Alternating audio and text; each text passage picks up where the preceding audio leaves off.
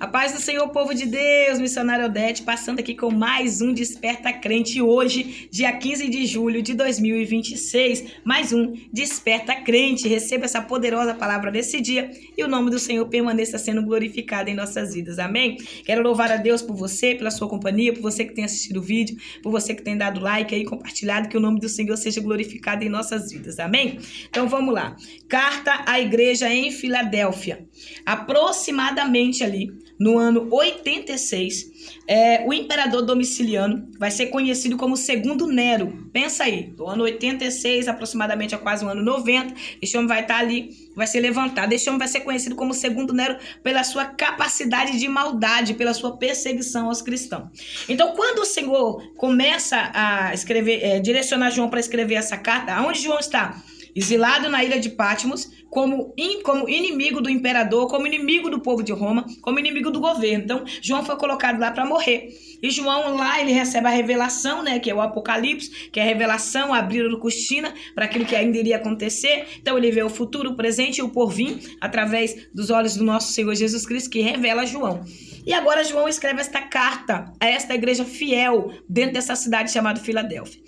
O significado do nome de Filadélfia é amor fraternal, amor entre irmãos. Então, esta igreja dentro dessa cidade é conhecida pelo seu amor fraternal. Ela é conhecida pela humanidade que havia nela de amor pelo próximo, né? Irmão que se amavam. Então, aquela igreja que estava no meio dentro dessa cidade, conhecida como Pequena Atenas. Essa cidade aqui, Filadélfia, foi conhecida como Pequena Atenas, de tantos ídolos que tinha nessa cidade. Havia muitos tronos, havia muitos adoração ali, a ídolos ali, a deuses pagãos. A idolatria ali havia numa profundidade muito grande. Então, Filadélfia chegou a ser conhecida como a Pequena Atenas por ter vários templos ali de adoração e dedicados, né, a deuses pagãos. A idolatria ali tinha uma força muito grande e a igreja estava ali. Mas dentro dessa cidade pagã, idólatra, dentro dessa cidade onde o povo estava vivendo uma vida longe do Deus verdadeiro, havia crentes perseverantes, crentes puros, santos e sinceros. Crentes que não viveram no meio da sujeira, do erro, do pecado daquele tempo. Havia pessoas que caminhavam limpos em meio à sujeira. Isso é muito sério, né? Você caminhar limpo em meio à sujeira, você caminhar puro em meio aos impuros. Deus é bom o tempo todo. Então o Senhor, no verso 7, diz assim, Apocalipse capítulo 3, verso 7, até o verso 13 é onde está narrando o período ali da história desta igreja para nós, que começa assim. Ao anjo da igreja em Filadélfia escreve, assim declara aquele que é santo e verdadeiro, que possui a chave de Davi, e o que ele abre, ninguém consegue fechar, e o que ele fecha, ninguém consegue abrir. Tem coisas que é só para Deus, aleluia, porque a autoridade está na mão dele. Isaías capítulo 22 fala sobre essa autoridade, fala sobre esse poder que estará na mão de Jesus. Então, Eliaquim foi um mordomo, um gestor, que o rei Ezequias deu uma chave na mão dele para que guardasse os bens dele. Eliaquim, ele tinha a chave ali dos ouros, dos preciosidades que o rei Ezequias tinha. O Senhor, ele tem a chave que tem toda a autoridade. Resumindo, governo sobre tudo. Deus, ele é Deus que abre porta e fecha a porta. Por que ele fala nesse verso 7 que ele é santo e verdadeiro? Porque nesse período de 86 aproximadamente ao ano 90, um dos imperadores que vai assumir a cadeira ali de Roma, chamado Domiciliano, ele vai ser conhecido como Segundo Nero, um homem mau, um homem que mais matou crente depois de Nero, porque quem ganhou o título de quem mais matou crente foi Nero. Esse aqui vai ser conhecido como Segundo Nero, um homem ruim, um homem mau. É esse que lança João para ilha de Patmos lá para morrer como inimigo do governo, como inimigo do imperador. Então este homem aqui, ele vai arrogar para si o título de Deus. E ele vai querer ser adorado. É tanto que depois da morte de Nero, o culto ao imperador ganha mais força. E esse Domiciliano, ele exige que todos adoravam ele. Aí estava o motivo da perseguição aos cristãos, porque eles não se corrompiam, eles não se dobravam ao sistema caído, eles não se dobravam e não se corrompiam ao sistema. Então, como o culto ao imperador havia ganhado muita força e Domiciliano havia rogado para si esse título de Deus, o Senhor já inicia a carta dizendo: santo e verdadeiro. Santo e verdadeiro. É tanto que na carta aqui de Sardes, o Senhor diz que ele é filho de Deus. Aleluia. Então, para cada cidade que o Senhor tem o diagrama, que o Senhor conhece, tem a biografia da cidade, ele escrevia ao nível que a igreja entendia. Então, essa cidade aqui, ela era conhecida também como porta de entrada, né? Uma cidade conhecida pela produtividade, pela sua plantação de uvas, pela sua plantação de vinhos. Eles davam uma glória também a um deus chamado Dionísio, né? Toda aquela plantação, toda aquela fartura, toda aquela que eles tinham, eles credibilizavam deuses pagãos estranhos. Então, eles vão credibilizar, né, aquela plantação de uva e a produção de vinho, que eles eram muito conhecidos através disso. Eles dão a essa divindade lá que eles conheciam como o Dionísio, né? E também tem um deus chamado Baco, que eles também idolatravam, que é o deus da bebida, né? Então, irmãos, era algo muito sério. Era uma cidade corrompida. Havia vários templos de adoração, e ali havia uma igreja fiel que não se corrompeu. As outras 5 igrejas, as outras 6 igrejas, junto com Laodiceia, se corromperam. Mas só que Laodiceia, a gente vai chegar em Laodiceia amanhã. Laodiceia, ela não se corrompe com idolatria, com adoração aos deuses. Claro que tem também. Só que ela é materialista, se tornou uma igreja materialista. Agora, as 5 igrejas, né, atrás, Sardes, Efésios, elas vão se corromper na idolatria aos deuses pagãos. E o Senhor vai falar para cada igreja dessa no nível, né? Paulo escreve, olha só, a primeira carta de Paulo aos Coríntios, capítulo 16, verso 9, Paulo escreve dizendo que uma porta foi aberta para ele, uma porta ampla e promissora se abriu, mas os inimigos eram muitos. É por isso que o Senhor está dizendo que ele tem a chave que abre e que fecha. O verso 8 diz: conheça as tuas obras, eis que tenho colocado diante de ti uma porta aberta que ninguém consegue fechar. Tens pouca força, mas obedecestes a minha palavra e não negaste o meu nome. O Senhor está dizendo: não participou da apostasia, não participou da secularização, não participou do misticismo. Então o Senhor está dizendo que essa porta promissora que Paulo viu, que era a porta promissora aberta e ampla para o evangelho, havia muitos inimigos. Então, aonde tem uma igreja que se destaca, aonde tem uma igreja que faz a obra do Senhor com sinceridade e não se corrompe, o adversário está de olho nela, o inimigo está de olho, a oposição vai vir, os opositores se levantarão. Neemias capítulo 7, verso 3, as portas eram fechadas, né, com fechaduras. O capítulo 7 de Neemias vai falar que as portas que Neemias colocou foram trancadas com fechadura, porque porta aberta é acesso, porta é acesso. Se você não fechar a sua porta, qualquer pessoa tem acesso. Então o Senhor está dizendo: eu tenho as chaves, aleluia, e o acesso quem dá é Ele, a porta quem abre é Ele. E o Senhor está dizendo: eu conheço as tuas obras, Filadélfia, eu conheço as tuas obras. No meio de um povo infiel, tu permanece fiel. Esta igreja tinha também o título de amor fraternal, pelo fato de essa cidade, ela era passava por muitos terremotos, então havia muita destruição. Aproximadamente aí, mais de 10 vezes, essa cidade de Filadélfia era destruída por terremotos, por abalo sísmico. Porém, ela era reconstruída. E a cada um que se levantava para reconstruir essa cidade, dava um nome diferente. E esse homem que se levanta ali, esse governo, que novamente restaura essa cidade, restabiliza essa cidade, ele vai dar o nome de Filadélfia, porque significava fiel, né? Amor fraternal, amor entre irmãos. Vai dedicar a reconstrução dessa cidade ao seu irmão.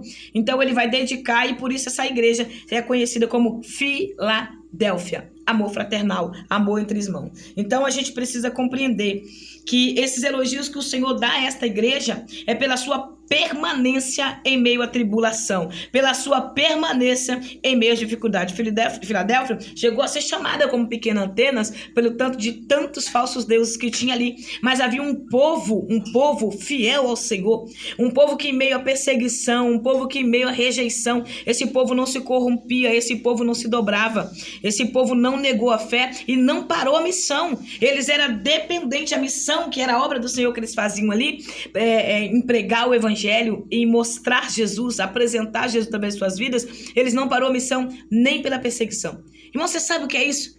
É em meio ao sofrimento, em meio à perseguição, em meio à dor do chamado, a pessoa não mudar, não se corromper. Nós estamos vivendo esse período da igreja de Filadélfia, período da igreja de Laodiceia, período da igreja de Sardes, período da igreja de Esmirna, período da igreja de Pérgamo, período da igreja de Efésios. Nós estamos vivendo os períodos da igreja, porque a igreja está passando por cada período, junto com essa igreja, porque a palavra de Deus, há algumas pessoas que acreditam que essas cartas foram escritas para essa igreja naquele tempo e que não vale mais. Há alguns que acreditam, mas a palavra de Deus é para nós.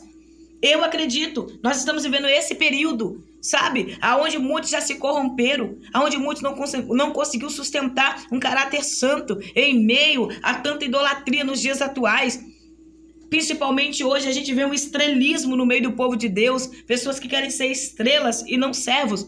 Então há algo muito sério acontecendo e nós precisamos credibilizar o que o Senhor tem falado conosco, que nós venhamos entender que na nossa pouca força a gente obedece a palavra de Deus, que na nossa pouca força nós continuamos porque o Senhor abriu essa porta, porque quem abre a porta e fecha é o Senhor, quem sopra o nome da igreja é o Senhor. E nós temos uma chave que o Senhor nos deu lá em Mateus capítulo 6, que é a chave da obra. O Senhor deu uma chave na mão da igreja. O Senhor deu acesso à igreja. A chave que o Senhor fala com Pedro, que o Senhor estava dando, é a chave das obras aqui na terra. Então nós temos a autorização, a ortogação, o poder das chaves e a autoridade de Jesus exclusiva, ortogada a Ele, que Ele nos ortoga, nos credibiliza a fazer esta obra. Que nós venhamos continuar firme naquilo que o Senhor está falando conosco, em nome de Jesus, amém? Havia muitos hereges nesse tempo, havia falsos dentro da igreja que se denominavam cristãos. Começando, o verso 9 diz assim, ó, farei aos da sinagoga de Satanás, ao que se dizem judeus e não são, mas mentem. Sim, farei com que eles venham e se prostrem, né, e saber que o Senhor nos amou. Por quê? Havia, né, naquele período, a sinagoga dos judeus. E havia uma fúria muito grande da parte dos judeus com o cristão. Eles perseguiam, eles ajudavam Roma a prender os cristãos, eles mesmo prendiam os cristãos, matavam. Era uma perseguição ferrenha de judeus religiosos, né, que não aceitavam o cristianismo. Então o Senhor está dizendo, aqueles que se dizem judeus e não são. Porque haverá a conversão de muitos judeus, como houve conversão de judeus naquele período de Jesus. E o Senhor está dizendo, eu sei, eu conheço as obras, eu sei quem são. Isso é muito sério. E o Senhor estava falando que aquela sinagoga onde eles se reuniam era de Satanás. Satanás estava junto com eles. Satanás habitava com eles. E não está muito diferente dos dias atuais. Há muitas reuniões aí, há muitas mesas que são feitas com a presença de Satanás na ponta, né? Orientando, mostrando o que fazer contra a igreja de Cristo. E o Senhor está dizendo, eu conheço as tuas obras. O Senhor conhece as obras da sua igreja, irmãos. Para as 7 cartas, o Senhor diz, para 7 cartas, as 7 igrejas situadas em cada 7 cidades, o Senhor está dizendo, eu conheço as tuas obras. Deus conhece as suas obras e as minhas obras. Deus conhece as obras da igreja dele. Que a gente venha continuar nessa fidelidade ao Senhor, em meio agora, esse período de apostasia, em meio agora, esse período de incredulidade, em meio agora, esse período que muitos estão dentro da igreja mortos, com aparência de vivo, como a igreja de Sardes, aparência de que está vivo, mas estavam mortos. Então o Senhor está dizendo, farei dos da sinagoga de Satanás, que era o gnosticismo, as heresias dentro da igreja naquele período, né? Onde os judeus fingiam ser e não eram. Farei da sinagoga de Satanás, aos que dizem judeus e não são. Imagina aí a infiltração de tantas pessoas enviadas pelo próprio inferno para tentar impedir o crescimento da igreja. Mas a fidelidade, a confiança em Deus permanecia no coração do povo de Filadélfia. Uma igreja que amava, uma igreja que servia, uma igreja que trabalhava na obra do Senhor, uma igreja que tinha constância, uma igreja que tinha convicção de quem era, uma igreja que não se corrompeu, uma igreja que estava dentro de uma cidade que não tinha estabilidade. Sabe por quê? Porque por mais de 10 vezes essa cidade vai passar por abalos. Eu quero chegar lá, mas eu quero passar por esse verso aqui primeiro. Porque desta atenção, a minha exortação quanto a suportar o sofrimento com paciência, eu igualmente te livrarei da hora da tribulação que virá sobre o mundo todo, para provar os que habitam sobre a terra. Guarda o tesouro que você tem. Então, esse verso 10 aqui é um verso que traz muita discussão teológica, né? Alguns creem e acreditam que a igreja vai passar pela grande tribulação.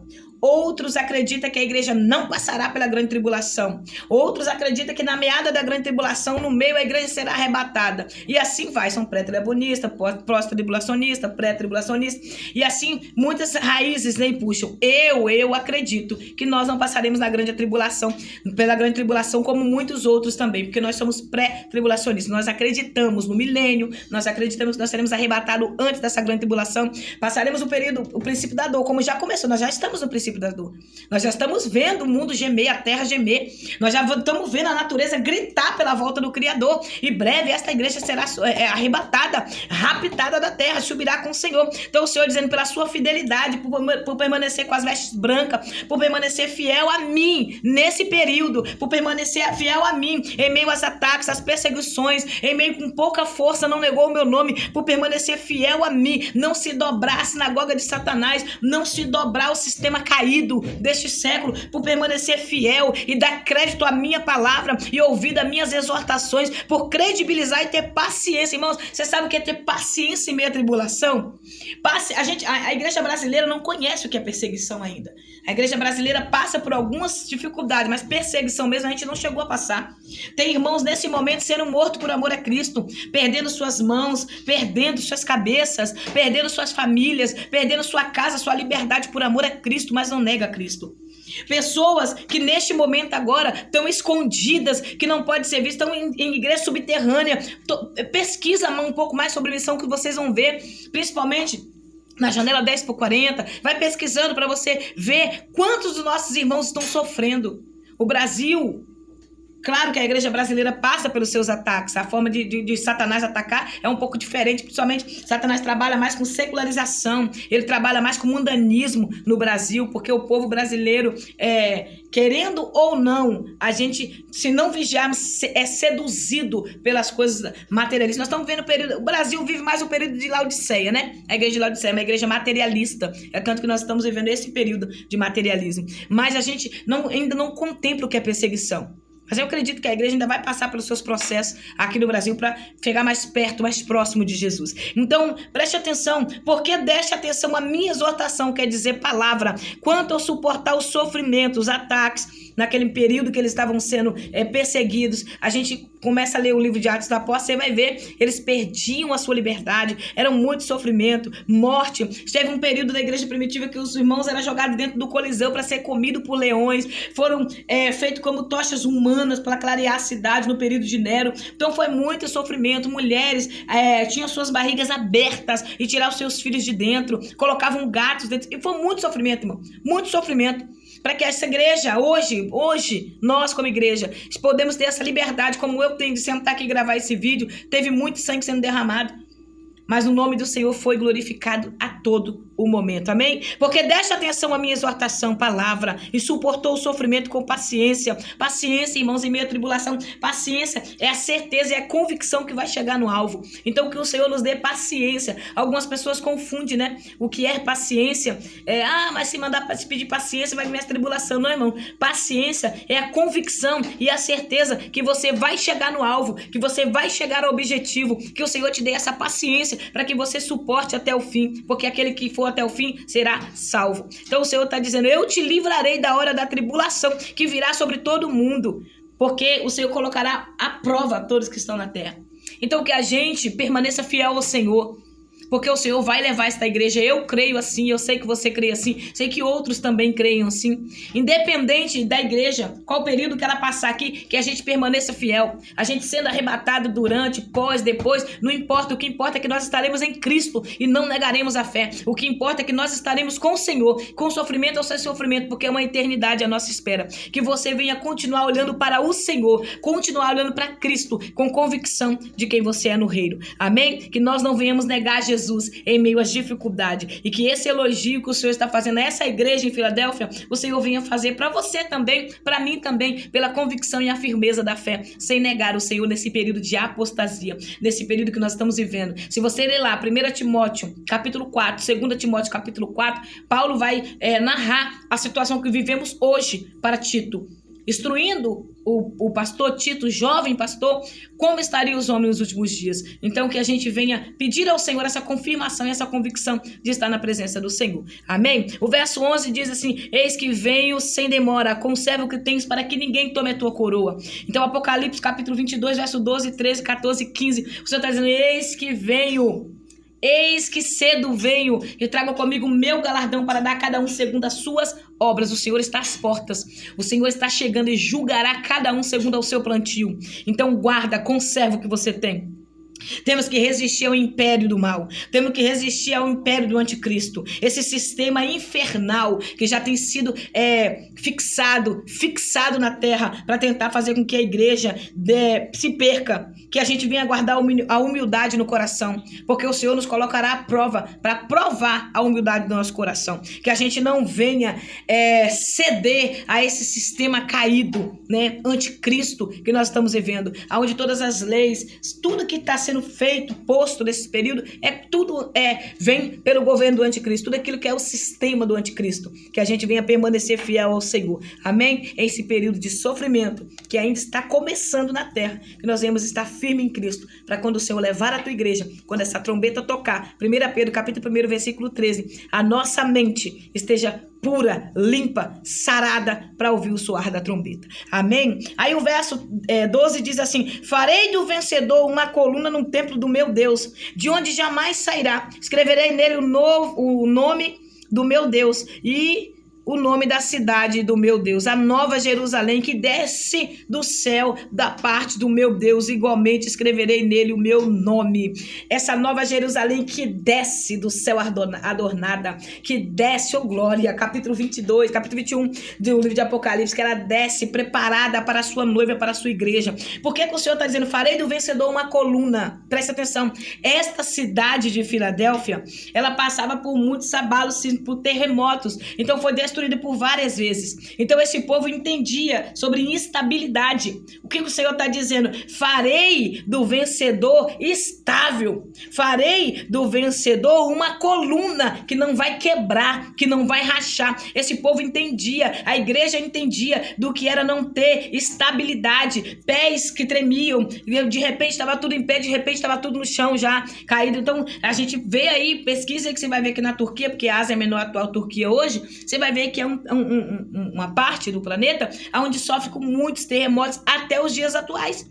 No século 17, antes de Cristo Jesus começar a pregar o evangelho, essa cidade já havia sido destruída e reconstruída novamente, essa cidade de Filadélfia. Então aqui está falando de uma nova cidade recente que foi reconstruída e dado esse nome. Então eles sabiam o que eram ser destruídos, né? E não ter estabilidade. O Senhor está dizendo, farei do vencedor uma coluna, uma estrutura forte que não quebra. Coluna no templo, aleluia, louvado seja Deus, uma coluna do templo da cidade de Deus. Irmãos, isso é estabilidade, estrutura, alguém que não quebra, alguém que não se dobra. E esse povo entendia, e o Senhor está dizendo, aquele que for até o fim, aquele que receberá um novo nome, estará dentro da cidade da Nova Jerusalém, a cidade preparada para a minha igreja. Permaneça até o fim. Conserva o que tu tem para que ninguém roube a tua coroa. O Senhor está dizendo que as chaves ele já deu à igreja autoridade. Que nós venhamos buscar em Deus essa convicção. Guarda o que você tem. Ah, missionário, o que eu tenho que guardar? Credibiliza, dê atenção. Ah, o que eu tenho que guardar? Guarda a palavra de exortação no seu coração. Suporta, persevere até o fim. Eu fiz aqui um escadozinho rápido só para você entender. Guardar, credibilizar, dar atenção, a palavra, suportar, perseverança, sofrimento, paciência. O sofrimento nos dá paciência, não é isso que está escrito? Que no sofrimento a gente recebe paciência para perseverar até o fim. Suporta é perseverança. Suportar é perseverar. É suportar, é vencer, é passar. A gente conhece perseguição no Brasil como o irmão que vira a cara, que não dá a paz do Senhor, como alguém que se opõe ao ministério, como alguém que tenta defamar, como acontece muito comigo, pessoas que se opõem, difamam meu nome, falam mal de mim para algumas pessoas para fecharem a porta para mim não pregar, pessoas que tentam fechar a porta para mim não passar, sendo que eles esquecem que a chave está na mão de Jesus. Quando o Senhor quer soprar o nome, ele sopra, quando o Senhor quer levantar, ele levanta, e não há quem pode impedir. Então a gente conhece perseguição aqui no Brasil com isso, com o irmão invejoso, que quer tomar o que a gente tem, que quer queimar o ministério do outro. Mas essa igreja que passava perseguição de sangue, de morte, tanto fora quanto dentro. Que Deus em Cristo nos dê essa estabilidade espiritual para suportarmos. para a gente continuar até o fim, olhando para Jesus e crendo naquilo que o Senhor vai fazer. Amém? Pai, em nome de Jesus, nessa tarde eu coloco a minha vida nas tuas mãos. Eu apresento mais uma vez esse canal. Eu quero louvar o teu nome porque o Senhor tem feito e fará a tua obra, a tua vontade em nossas vidas. Por isso agora eu te peço que o Senhor nos dê autoridade, que o Senhor nos ajude a guardar, conservar aquilo que o Senhor colocou em nós, que na caminhada que nós estamos para a eternidade com o Senhor, ó Pai, e essa estabilidade que essa igreja recebeu por ser fiel ao Senhor, por guardar a fidelidade, por não se corromper, por não se dobrar, em meio à prova que o Senhor colocou, o Senhor foi humilde e venceu, que nós venhamos ter essa capacidade também de suportarmos os ataques, as retaliações e ir até o final, Senhor, com o Senhor, que nós não sejamos igrejas, ó Pai, como algumas aqui passaram por aquele período com aparência de viva, mas estava morta, outras que estavam mornas a ponto de ser vomitada, outras que secularizou o Senhor, outras, ó Pai, que amavam o Senhor, mas também amavam a idolatria, que nós venhamos guardar o nosso coração no Senhor e não se corromper nesse tempo. Eu consagro ao Senhor mais uma vez este canal Desperta Crente e peço ao Senhor a tua misericórdia, no nome de Jesus. Amém e amém. Que Deus te abençoe e até amanhã, se Deus quiser.